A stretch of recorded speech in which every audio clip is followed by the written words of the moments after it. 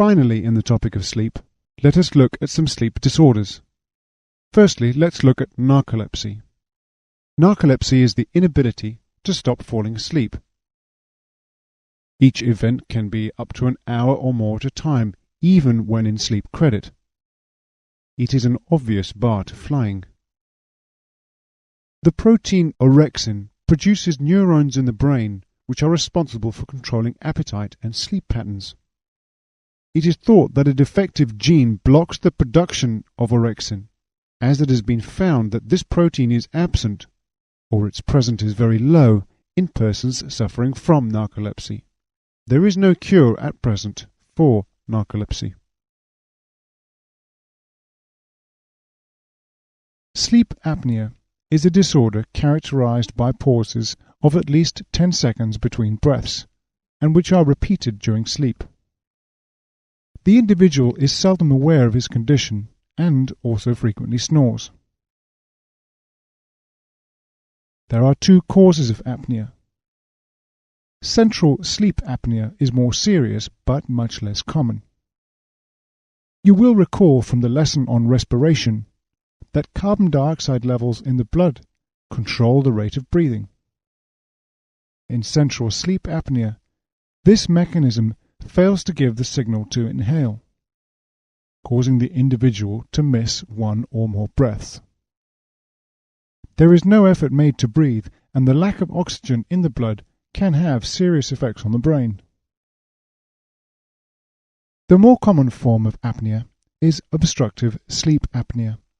The muscle tone of the body ordinarily relaxes during sleep, and the throat, which is composed of collapsible walls of soft tissue, can become so relaxed during sleep that breathing becomes interrupted.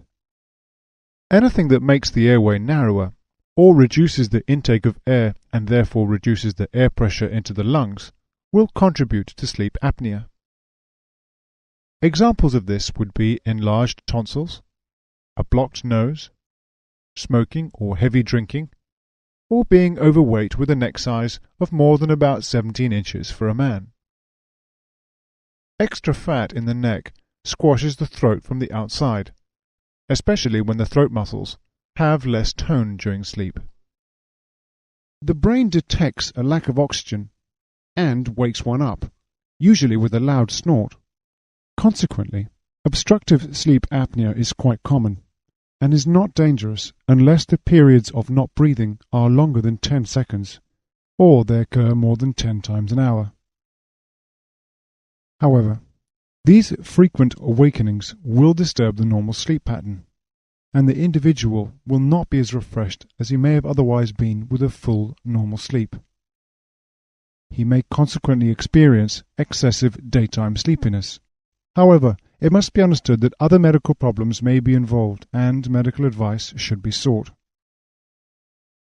Apnea is not a bar to flying, and may be reduced by increasing the airflow into the lungs.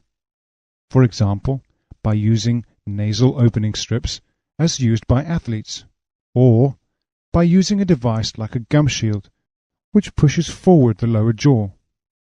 Lifestyle changes, such as losing weight and becoming fit again, will also help. Sleepwalking, as well as talking in one's sleep, is far more common in children up to early pubescence, but it can occur in later life. It may happen more frequently in those who operate irregular working hours, or those people under some stress. It is thought not to be the acting out of one's dreams, but rather a confusion or crossover between different phases of sleep, frequently taking the form of performing a task such as cleaning. The condition should not cause any difficulty in healthy adults, unless accidents occur whilst sleepwalking. Sleepwalkers appear to be very suggestive to conversation, and are very likely to comply with the suggestion that they have completed their task and they should return to bed.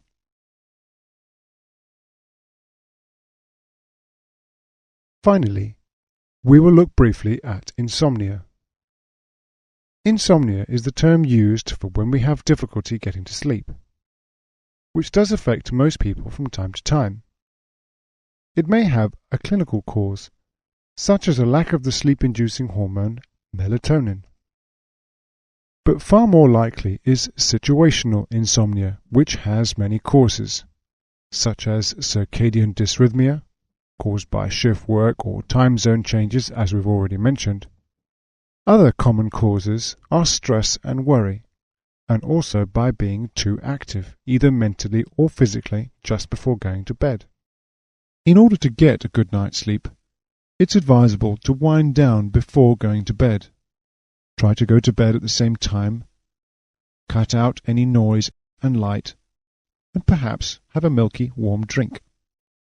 However, frequent insomnia may require a lifestyle change, such as taking more exercise in order to become more physically tired, although avoid this just before bedtime. For serious cases, sleeping pills can be prescribed, but one can become dependent on them, and extra caution should be taken, and definitely seek medical advice. This ends the lesson on the body's natural rhythm and sleep. Hopefully from this lesson you have understood what the body rhythm is, how this is upset by travelling across time zones and by working overnight. Lastly, we looked in quite a lot of detail about sleep. We have understood what sleep is, its patterns, its nature, and some of sleep's disorders.